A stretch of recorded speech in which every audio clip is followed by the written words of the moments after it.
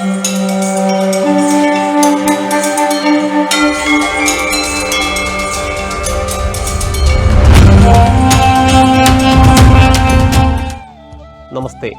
പെരുമണ്ണ് ശ്രീ ചുഴലി ഭഗവതി ക്ഷേത്രം ഇരിക്കൂർ ടൗണിൽ നിന്ന് 4 കിലോമീറ്റർ കിഴക്കോട്ടേക്ക് യാത്ര ചെയ്താൽ പെരുമണ്ണ് എന്ന് പറയുന്ന ഗ്രാമത്തിലെത്തും. ആ ഗ്രാമത്തിൽ കിഴക്കോട്ടേക്ക് ദർശനമായിരിക്കുന്ന ഭഗവതി ക്ഷേത്രം. ഈ ക്ഷേത്രത്തിൻ്റെ ഒരു പ്രത്യേകത, വടക്കേ മലബാറിൽ അപൂർവങ്ങളിൽ അപൂർവം നടക്കുന്ന മീനൂട്ട് അനുഷ്ഠാനം നടക്കുന്ന ഒരു ക്ഷേത്ര സങ്കേതം. ഭക്തന്മാർ വന്ന് ജാതി മത ഭേദമന്യേ വന്ന് മീനൂട്ട് നടത്തുന്ന ഒരു ക്ഷേത്ര സങ്കേതം. എല്ലാ നവരാത്രി കാലഘട്ടങ്ങളിലും ഗ്രന്ഥപൂജയും ഗുരുപൂജയും അനുഷ്ഠിക്കുന്ന ക്ഷേത്രം. എല്ലാ മാസത്തിലെയും ആയില്യം നാളിൽ സർപ്പബലി കഴിപ്പിക്കുന്ന അപൂർവം ക്ഷേത്രങ്ങളിൽ ഒരു ക്ഷേത്രം.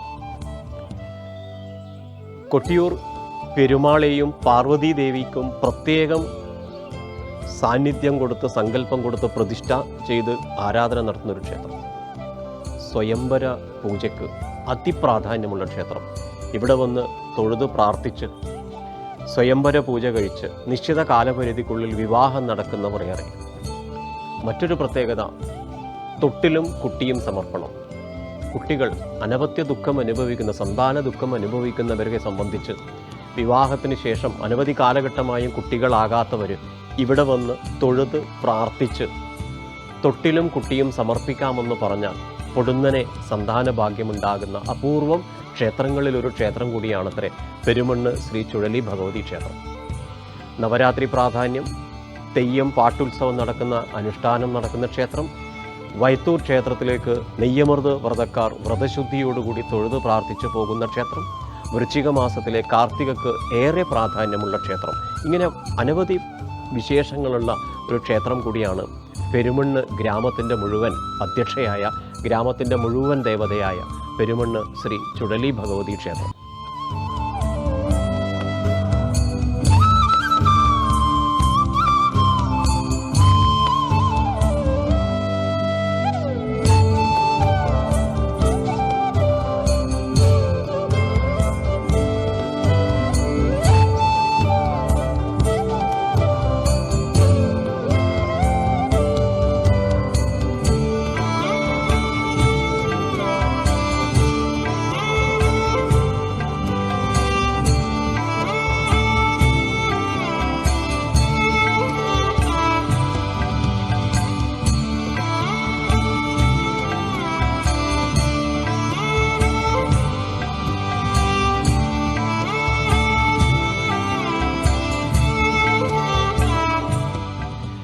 ചുഴലി ഭഗവതി ക്ഷേത്രങ്ങളിലൊക്കെ പാട്ടുത്സവമാണ്. ഇത് പാട്ടുപുരയാണ്. ഈ പാട്ടുപുരയിനകത്തേക്ക് ആർക്കും തന്നെ പ്രവേശനമില്ല. മറ്റൊരു പ്രത്യേകത പ്രേക്ഷകർക്ക് കാണാൻ സാധിക്കുന്നൊരു വ്യത്യസ്തത, മറ്റു ക്ഷേത്രങ്ങളിൽ നിന്ന് തൊട്ടിലും സമർപ്പണമാണ്. കുട്ടികൾ ഉണ്ടായിക്കഴിഞ്ഞാൽ തൊട്ടിൽ സമർപ്പിക്കും. ആ സമർപ്പിച്ച തൊട്ടിൽ ഇവിടെ ഇങ്ങനെ ധാരാളം തൂക്കിയിട്ട് കാണാം. ഇവിടെ പ്രാർത്ഥിച്ച് കുട്ടികളായവരെ ഇവിടെ വെച്ച് തന്നെ ചോറൂണ് കൊടുത്ത് കുട്ടിക്ക് വിദ്യാരംഭം കൊടുത്തും ഒക്കെ പ്രാധാന്യത്തോടുകൂടി അനുഷ്ഠിക്കുന്ന ഒരു ക്ഷേത്രം. ഗണപതിക്ക് നാളികേരമുടച്ച് പ്രാർത്ഥിച്ചു കഴിഞ്ഞാൽ വിഘ്നങ്ങൾ തീരുമെന്ന വിശ്വാസവും അനുഭവവും ഉള്ളതുകൊണ്ട് തന്നെ നാളികേരമുടക്കാൻ അനവധി ഭക്തർ ഇവിടെ വന്ന് തൊഴുതു പ്രാർത്ഥിച്ചു പോകുന്നു.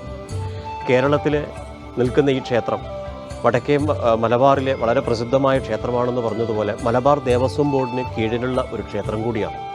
മറ്റൊരു പ്രത്യേകത, കർണാടകത്തിൽ നിന്ന് വരെ ഇവിടെ വന്ന് തൊഴുത് പ്രാർത്ഥിച്ച് സ്വയംവര പൂജ കഴിച്ച് പോകുന്നവരും ആ സ്വയംവര പൂജയ്ക്ക് ശേഷം വിവാഹം നടക്കുന്നവരും ഏറെയാണെന്ന് ഇവിടുത്തെ പ്രത്യേകതയിൽ നിന്ന് നമുക്ക് മനസ്സിലാക്കുവാൻ വേണ്ടി സാധിച്ചു.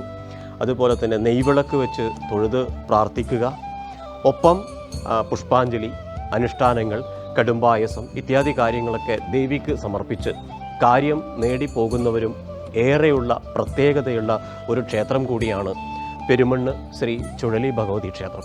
ഈ ക്ഷേത്രത്തിൻ്റെ താന്ത്രിക പാരമ്പര്യം എന്ന് പറയുന്നത് പുതുശ്ശേരി സമ്പ്രദായമാണ്. പുതുശ്ശേരി ഇല്ല വിഭാഗക്കാരാണ് ഈ ക്ഷേത്രത്തിൻ്റെ ആചാര്യ പാരമ്പര്യം. ക്ഷേത്രത്തിൻ്റെ ഭരണസമിതിയും അതുപോലെ തന്നെ മാതൃസമിതിയും ഒക്കെ ചേർന്ന് ഇവിടുത്തെ ദൈനംദിനമായ കാര്യങ്ങൾക്ക് നേതൃത്വം കൊടുക്കുന്നു.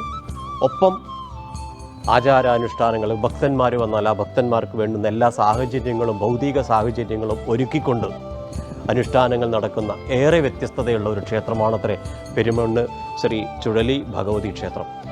പെരുമാൾ പാർവതി ദേവിക്ക് ഏറെ പ്രാധാന്യമുള്ള, സദാകാലം മഴയും വെയിലും നനഞ്ഞ് ഇരിക്കുന്ന സങ്കല്പത്തിലുള്ള പ്രതിഷ്ഠാ സങ്കല്പമാണ് ഇവിടുത്തെ പെരുമാൾക്കും പാർവതി ദേവിക്കും.